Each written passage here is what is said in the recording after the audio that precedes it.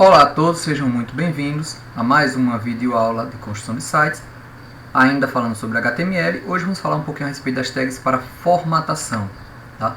A gente vai ver um pouquinho sobre as tags de negrito, itálico e sublinhado, as três que a gente mais usa, por isso eu coloquei elas aqui separado. Geralmente o pessoal utiliza nos exercícios, nas atividades, nos trabalhos, nos projetos. Mas também vamos ver outras tags que a gente pode utilizar na formatação do texto, como a tag de texto pré-formatado, subscrito, sobrescrito, marcado, deletado, inserido. Essas últimas aqui eu não cobro tanto, tá certo? Nas atividades, nos exercícios, na prática, porque o que a gente mais precisa geralmente, o que a gente sempre vai precisar na verdade, são essas três primeiras, tá? Principalmente negrito e itálico, tá certo? Bom, mas primeiro vamos recordar um pouquinho.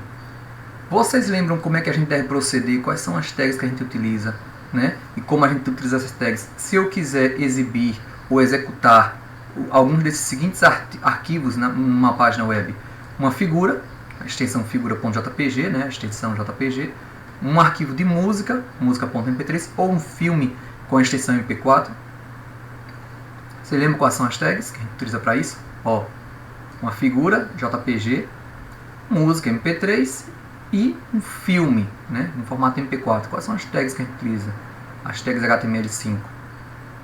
Bom, para a figura, eu posso utilizar a tag de imagem, né? Atributo source para passar o caminho, figura.jpg. Essa tag não precisa ser fechada, ela só abre, né? Agora, para a música, eu vou utilizar a tag de áudio, tá? Com o atributo source, tá? Eu também posso, se vocês pesquisarem, vocês vão ver que também posso utilizar a tag source dentro da tag áudio, para poder passar várias opções de arquivo de fonte, né, de source, para poder executar esse áudio, essa música. Tá? A gente aqui, para simplificar, está usando um só, e por isso a gente está usando diretamente dentro da tag de áudio o atributo source, música.mp3. Lembrando que a tag de áudio, ela abre e fecha. Por quê? Porque aqui dentro, entre a abertura e o fechamento, seja, no conteúdo da tag, eu vou poder especificar um conteúdo a ser exibido na página, caso o navegador que esteja executando ela não suporte a tag de áudio. Muito importante isso, pessoal, mas o Chrome, o Firefox, o Internet Explorer, todo mundo está suportando hoje em dia o áudio e o vídeo. Pois é, mas ainda mantém esse padrão, eu tenho que fechar. Se eu não fechar, acontece aquilo que já aconteceu algumas vezes em laboratório com vocês, de dali em diante do conteúdo, ele não reconhecer o restante. Porque ele acha que todo o restante da página está dentro da tag de áudio e que só deve ser executado caso a tag de áudio não seja suportada pelo navegador. Tá? Então, para evitar esse problema, lembre de fechar a tag de áudio. E, para executar o filme, é um vídeo, a tag de vídeo, né? Source filme.mp4. Lembrando também de fechar a tag de vídeo.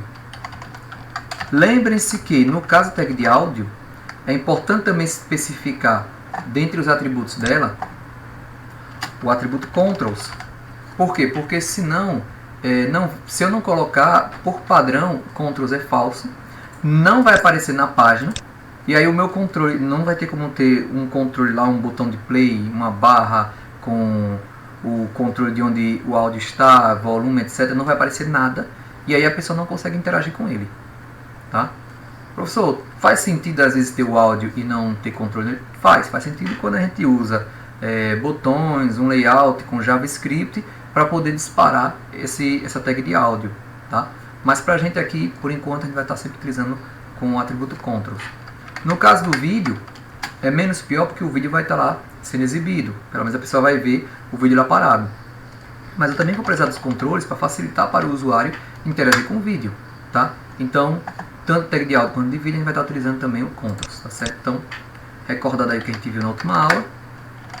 Vamos agora continuar com o assunto da aula de hoje, né? Vamos ver então como é que funcionam as tags para negrito, itálico e sublinhado. É possível aplicar qualquer uma delas, negrito, itálico e sublinhado, tanto por meio de tags HTML quanto por meio de definição em CSS, ou seja, eu posso criar uma folha de estilo em CSS e definir para uma determinada tag ou para uma determinada classe que eu quero negrito, itálico ou sublinhado nela, tá certo? Quando a gente chegar lá, a gente vai ver como é que funciona com CSS. Agora vamos ver como é que funciona só com HTML. Então, quanto às tags para negrito, eu posso utilizar duas possíveis tags. a tag B, que vem de bold em inglês, tá certo? Que é uma forma de destaque, negrito, né? Be bold, né? Seja mais enfático, né? Se destaque mais, tá certo? Destaque mais o que está falando. Ou no texto, bold, no texto é o negrito, tá? Então quando você vê bold, né? Aplicar bold ao texto, bold é negrito, tá? E é daí que vem o nome da tag. Ou strong, que é palavra forte em inglês, tá? Então eu tenho duas opções de tag. Tá, mas por que eu preciso de duas? Na primeira, eu faço um destaque visual, tá certo? Estou dando um destaque visual, mas eu não estou dando ênfase à informação. Significa que eu estou querendo só destacar ela visualmente para o leitor, para quem está vendo minha página, mas aquela informação ela não é relevante para o meu conteúdo, tá? Então, é só para mostrar para o usuário. Mas vamos pensar que nossa ferramenta, nossa página, está sendo processada por alguma ferramenta. Pode ser um motor de busca que está tentando entender qual é o tipo de conteúdo que eu tenho nela. Pode ser uma ferramenta que resume o conteúdo de artigos, de páginas, para dar um resumo, um sumário automático para um leitor. E aí eu quero dizer mais facilmente quais são as informações importantes dessa minha página. Nesse caso, a tag strong, além de significar negrito, significa que aquela informação que eu estou destacando, ela é importante, ela é relevante na minha página, tá? Então olha só que interessante. Eu vou chegar aqui na minha página, vamos supor que eu quero colocar assim uma atenção bem grande no início do parágrafo, né? Tem aqui um parágrafo, eu quero colocar uma atenção bem grande.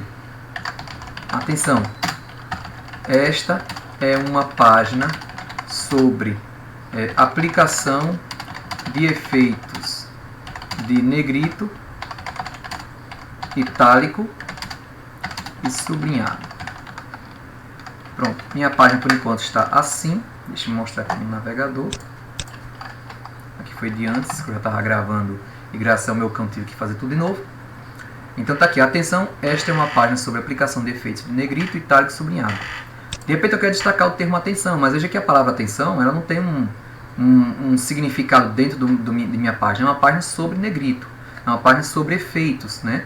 Então, para a palavra atenção eu vou destacar só com a tag B.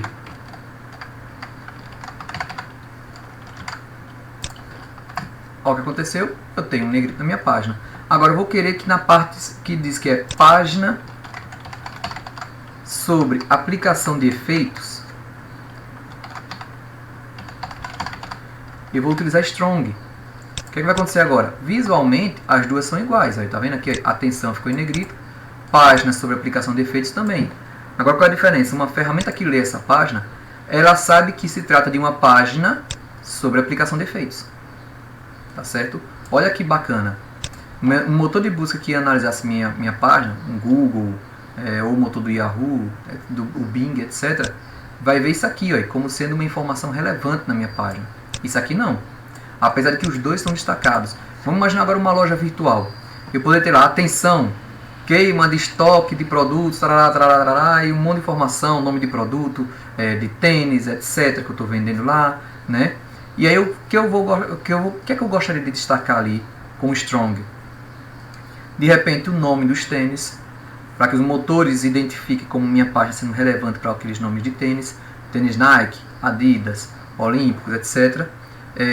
Expressões como tênis mais barato, né? Porque aí se a pessoa pesquisar sobre tênis mais barato, eu quero classificar a minha página dentre elas, tá? Agora, expressões como atenção, se liga, né? Eu posso destacar só com a tag B, porque eu quero destacar visualmente para o usuário, para quem está vendo minha página, mas ela não é relevante quanto ao conteúdo para classificar minha página na internet. Não faz sentido para mim, tá? Então eu posso utilizar tanto tag B quanto tag strong, tá? Você só tem que tomar cuidado com o seguinte: abriu com a tag B, fecha com a tag B. Se eu tentar fechar com strong, veja, ele não está fechando, tá? E aí vai acontecer isso aqui, ó. Olha só, abriu tag B, tentou fechar strong. Eita, mas não é strong, então a tag B está aberta ainda, né? Porque não está tentando fechar uma tag que é strong, que nem está aberta. Quem está aberta é a tag B e continua. Aí quando chegou em página, ele achou o negrito, fechou o negrito depois da expressão efeitos, o negrito que estava aqui, o strong daqui fechou aqui. Só que o B daqui ainda está em aberto. E aí por isso o texto inteiro ficou em aberto até o final. tá certo? Porque ele não achou o fechamento da tag B. Tudo isso porque eu acabei trocando aqui, quando na verdade era para fechar com a tag B, tá certo? Bom, então é isso. Agora eu vou pedir o seguinte: quem tem o arquivo de biografia que a gente fez na última aula aí em sua casa, se tiver no pendrive, quero que faça esse exercício. Quem não tem, uma ótima hora para começar de novo. Cria sua página com biografia, coloca um parágrafo ou dois sobre a sua vida, e eu quero que escolha os termos mais importantes que você acha que tem que destacar e destaque em negrito. Pode ser uma palavra, pode ser uma frase, só não vale destacar o texto inteiro. Sempre costumo dizer que quando você enfatiza tudo, você não está enfatizando nada. Então escolha uma palavra, uma frase, uma coisa que você queira destacar no seu texto, que você acha que tem relevância, tá? Abre o arquivo biografia.html, quem não tem, cria um agora, tá? E destaca os trechos mais importantes com o negrito. Professor, tag B ou tag strong? Qualquer uma das duas. Minha recomendação é, experimenta em em uma ou duas a tag B, em uma ou duas a tag strong, tá certo? Depois que vocês fizerem esse exercício, então quem for fazer agora, pausa agora o vídeo, tá? Se você já terminou, aí agora a gente continua, tá? Se não, repetindo, é só pausar. Mas se já terminou, vamos continuar agora, né? Tags para itálico. A gente também tem duas tags para itálico, pela mesma razão. Porque a primeira, que é a tag I, ela não enfatiza a informação, só dá o destaque visual. E a segunda, ela dá o destaque visual e enfatiza. A mesma coisa. Então, a primeira é só um destaque para quem está lendo. A segunda, além de destacar para quem está lendo, as ferramentas sabem que a tag EM tem uma relevância, o conteúdo dela, para a página. Então, tem a tag I e a tag EM. Né? EM vem de ênfase. Né? EMPHAISS. Né? ênfase em inglês. Então, vamos utilizar aqui agora, vou colocar aqui itálico, no destaque. Tá lá, já ficou em itálico, né? E na outra eu vou utilizar o itálico só com a tag EM, né? Que vem de ênfase. Deixa eu escrever aqui. Quando eu falei, acabei falando um I aqui no meio, não, é assim, né? Tag EM, fecha EM. Olha só o que aconteceu. Tá aí minha página, aqui com a tag itálico I, e aqui a tag itálico EM, que além do efeito de itálico, descreve que está recebendo uma ênfase nessa informação, que ela é relevante para a minha página, tá certo? Agora eu vou pedir o seguinte, né? Já entenderam como funciona a tag? Do mesmo jeito de tag de negrito. Abro no início do trecho que eu quero que tenha itálico, fecho quando termina o trecho que eu quero que tenha itálico. Isso é do mesmo jeito. Eu agora quero que você faça o seguinte, no mesmo arquivo biografia.html, abaixo do parágrafo que contém a sua descrição, eu quero que você coloque uma citação de um autor que você goste muito. Se você não conhecer o autor, você pode colocar como desconhecido, tá certo? Mas aqui está um exemplo, né? Então, ao final do meu texto, eu vou colocar uma frase, entre aspas, né? Coloquei aqui a Só sei que nada sei de Sócrates e coloquei o nome do autor dela. Perceba que o texto, né, entre aspas, ele está em itálico. A frase eu deixei em itálico. O nome do autor não.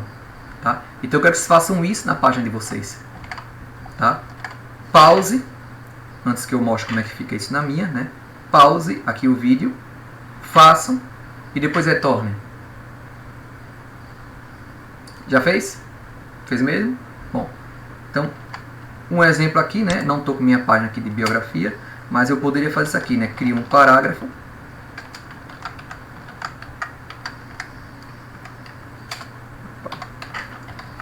E aí eu vou colocar lá no meu parágrafo, né, a expressão só sei que nada sei, atribuída a Sócrates, que eu não estava lá, então não tenho certeza, né, mas todo mundo diz que é dele, então deve ser dele. E aí eu vou colocar em itálico. As aspas não tenho certeza se está ou não dentro do itálico, vou colocar. Eu posso utilizar a tag I, se eu quiser destacá-la visualmente para quem está lendo, mas a página não tem uma relação direta com o meu conteúdo. Está lá com itálico. Ou eu poderia colocar com EM, se eu sinto que essa frase tem alguma informação útil, é relevante para o meu conteúdo. Tá certo?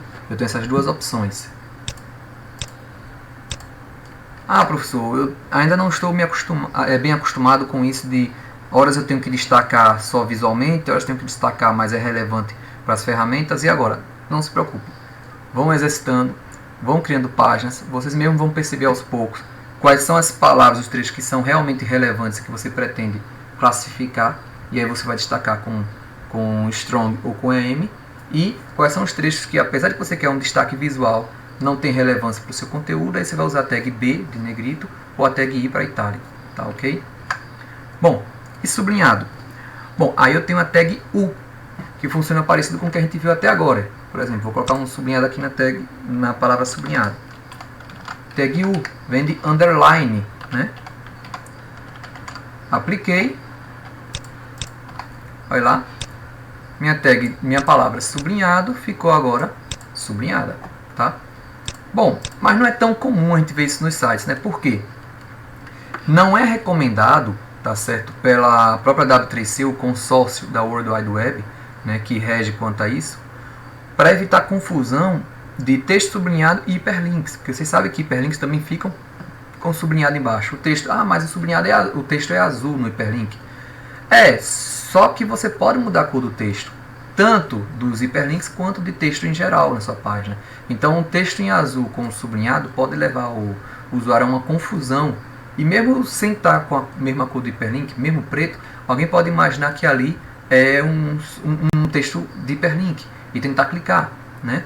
Inclusive eu já vi páginas assim, que levam realmente a uma confusão. Então eles geralmente reforçam a recomendação de somente utilizar sublinhado nas seguintes situações, né? Onde eu quero destacar um texto estilisticamente diferente do restante, para duas coisas. Ou porque eu estou escrevendo propositadamente uma palavra errada, tá? Por uma razão proposital, né? Eu quero realmente escrever ela errada, como é o meu exemplo aqui embaixo. Olha. Eu estou escrevendo aqui estrambólico, que na verdade, hoje até alguns dicionários admitem esta forma, mas originalmente a palavra se escreve com T, estrambótico, tá? Não estrambólico. Hoje já admite porque muita gente falava assim, né? Então, olha só, a palavra estrambólico, na verdade, se escreve estrambótico. Então, aqui é um bom uso do sublinhado, que eu estou destacando que essa palavra que foi escrita errada, intencionalmente. Então, eu faria aqui, né? A palavra estrambólico escreve-se estrambótico. Se eu não fizer nada, ela vai ficar tudo igual, e aí alguém pode pensar que realmente estrambólico é uma forma correta de escrever. Então, eles recomendam que faça isso aqui, com o intuito de destacar que essa palavra não está escrita da forma correta. Outra situação que eles recomendam é quando você vai falar nomes, eu coloquei aqui em chinês, mas não só chinês, nomes em chinês, árabe, russo, ou seja, nomes em que, no idioma original, eles não usam o mesmo alfabeto que a gente. Nosso alfabeto é o mesmo do inglês, do americano, do espanhol, italiano, né, do dinamarquês, apesar de que lá na Dinamarca tem alguns caracteres diferentes do nosso, mas eles também têm o A, B, C, D, E, F, G. Então tem como escrever no meu alfabeto. Só que, às vezes, eu não tenho como escrever, por exemplo, o nome Dmitry. Em russo, eles usam um alfabeto cirílico, é diferente do nosso. Xiaoping, em chinês, o nome dele se escreve diferente, não tem o nosso alfabeto. Eles escrevem por meio de ideogramas, né? Então o que acontece? Como é que eu vou representar o nome dele? Se eu chegar lá e falar o imperador, e aí eu botar aqueles nomes lá cheios de tracinho, nem eu mesmo vou conseguir saber. Imagina a pessoa que está lendo, você vai conseguir saber que ali se refere ao governante da China, ali se refere ao governante do Japão. Então o que a gente faz? A gente coloca a forma como a gente fala. Então Xiaoping se pronuncia assim, né? Não sei nem se é esse mesmo nome correto, né? Xiaoping se pronuncia assim, mas não é a forma correta de se escrever. Mas eu não sei como é que se escreve. Então, no meu site aqui no Brasil, eu vou escrever lá, né? Hoje, Xiaoping fez um pronunciamento. E aí vou colocar o nome dele.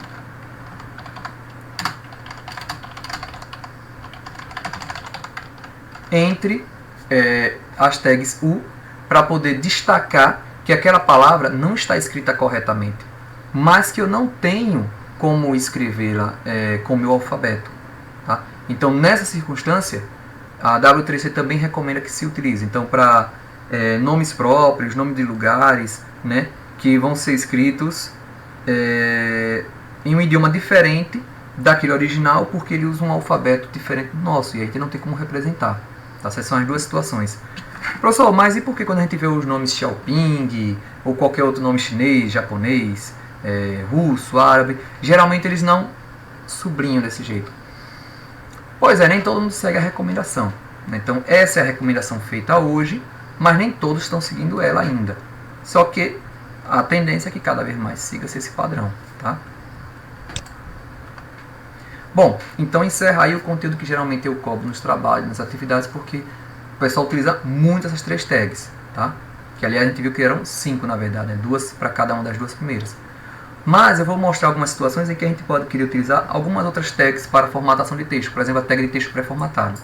Se eu colocar esse texto aqui, desse jeito que está aqui, na minha página, usando a tag de parágrafo,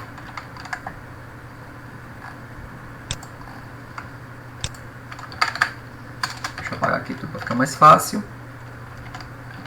Olha só, vou colocar do jeito que está ali, ou tentar fazer o mais parecido possível. Opa.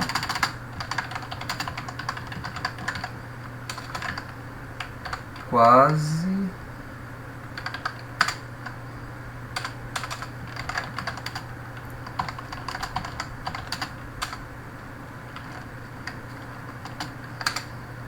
Eu vou até colocar mais colado aqui, né? Ignorando a formatação, porque senão vai atrapalhar quando for mostrar o resultado final. Pronto, de repente eu quero que o texto saia assim na minha página. Só que a gente já viu aqui em aulas anteriores que quando a gente usa as tags e tal em HTML, geralmente os espaços extra e as quebras de linha sem a tag BR ou parágrafo, etc., são ignorados. Né? Então aqui, como não tem a tag BR em cada uma, não vai ficar desse jeito, bem como esses espaços extra. Vai acontecer o que eu estou mostrando aqui, ó. Vai ficar desse jeito. Querem ver? Ó, tá vendo só? Ele ignorou os espaços extras, ele ignorou as quebras de linha que eu tinha dado no texto. Eita, mas eu queria que ficasse exatamente como eu coloquei aqui. Bom, nesse caso, eu utilizaria a tag pré. Que a tag texto pré-formatado diz que isso aqui já está exatamente na formatação como eu quero na página. Olha só.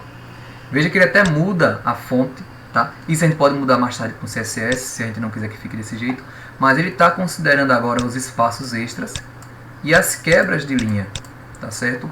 Ah, então eu posso fazer meu texto todo assim? Não vai ficar muito bom. Tá? Se você fizer sua página inteira assim. Mas tem situações que são mais práticas da tag pré. Por exemplo, quando eu quero colocar um texto de uma função. Vamos supor que eu estou escrevendo uma função. É o exemplo clássico que eu trabalho em sala de aula. Aí eu estou colocando uma função lá em JavaScript, né? Que vocês vão ver no próximo semestre. Deixa eu ver, function média. Função média. Não, função fatorial, para ser um pouquinho maior. Função fatorial, que recebe um número x e vai calcular o fatorial de x. Né? Vou usar essa aqui que vai ser um pouquinho maior. E aí eu quero que fique com um espaçozinho aqui no início. Vamos lá, função fatorial. Se x for menor que zero, fatorial de menor que zero não existe. Aí, como a gente não está lidando aqui com exceções de erro e tal, eu vou simplesmente retornar zero. Zero não existe como fatorial, então eu vou retornar zero só para dizer que não achei. Agora, se for x igual a zero,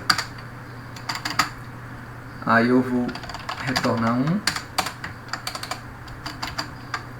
Caso contrário, x é maior que zero, vou retornar o fatorial de x, só que multiplicado pelo fatorial de x menos 1. Não vou executar isso aqui, claro, é só para mostrar, né? Vamos supor que eu quero imprimir essa função na minha página. Do jeito que está aqui, com a tag de parágrafo fica desse jeito. Ah, mas, poxa, eu queria com parágrafo, sem usar a tag pré para isso. Quer ver como é que vai ficar? eu vou ter que especificar cada uma das quebras de linha no final. E cada um desses espaços extra que eu quero para formatação, eu vou ter que trocar pelo código HTML do espaço, que é esse aqui. Olha que bonito. E comercial NBSP é o código para espaço, tá? Olha como vai ficar.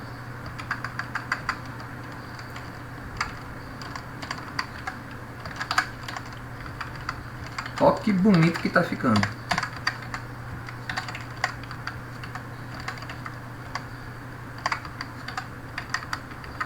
Acho que alguns já até se arrependeram, né? Aí agora sim eu consegui fazer a formatação. Olha como ficou. Não foi uma boa ideia então a gente utilizar a tag de parágrafo aqui nesse caso. Vamos ver como é que ficaria se eu fosse fazer com a tag pré. Deixa eu copiar aqui que eu vou desfazer agora.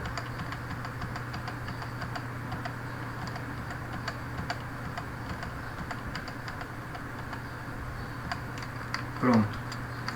Vou colocar aqui com o parágrafo logo abaixo, como ficou. E com a tag pré, eu escrevo do jeito que eu quero que saia. E abro e fecho tag pré em torno do texto. Ó, com a tag pré, como ficou meu código, tá vendo? E com a tag de parágrafo normal, como ficou, né? Então, assim, há situações em que é interessante a tag pré. Não todas. Então, às vezes eu vejo vamos dizer, vou utilizar pré no meu texto todo, porque aí eu não preciso ficar preocupando em botar quebra de linha, parágrafo, etc. Não faz que não fica legal. Mas tem situações em que você quer dar uma formatada e realmente, se você for fazer com outra tag, vai ter que sair colocando vários caracteres extras, né, para substituir espaço, etc, para poder formatar. Não fica bacana. Nesse caso, é um exemplo muito bom de como utilizar a tag pré, tá? Vamos continuar.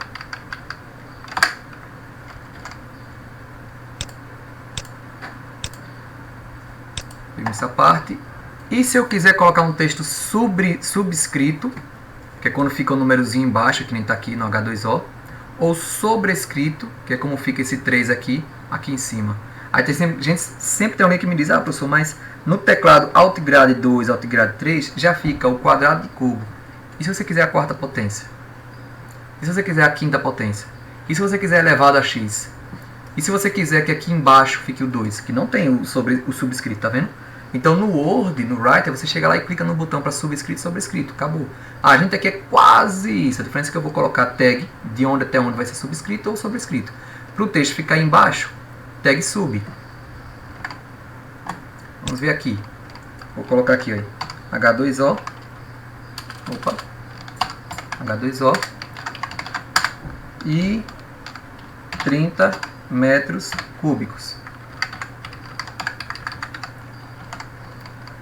Vamos ver como é que está no meu navegador. Por enquanto está isso aqui, né? Texto H20, né?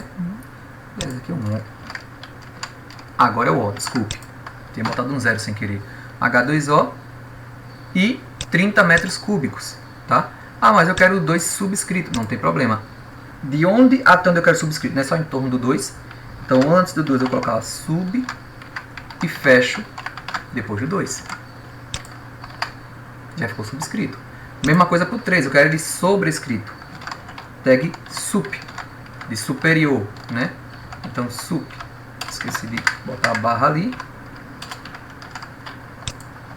Pronto, consegui. Coloquei o subscrito e coloquei o sobrescrito. Então se eu tivesse uma expressão, vamos supor que é uma fórmula matemática.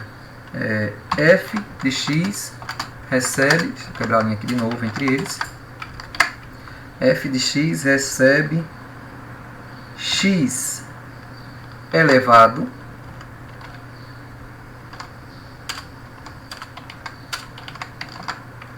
a f de xy. Vou colocar duas entradas aqui. F de xy é igual a x elevado a y menos 3 mais 1. Ó, f de xy é igual a x elevado a y menos 3 mais 1. Tá? Basta eu colocar o trecho que eu quero que fique sobrescrito entre as tags sup e mesma coisa se eu quiser subscrito. Tá certo? Vamos ver o próximo. Aqui eu deixo um exercício para vocês, né? Como seria para escrever essa parte aqui, né? O H2O, né? E o O3 com o número subscrito, o metro quadrado, né? Com o 2 sobrescrito, bem como o metro cúbico.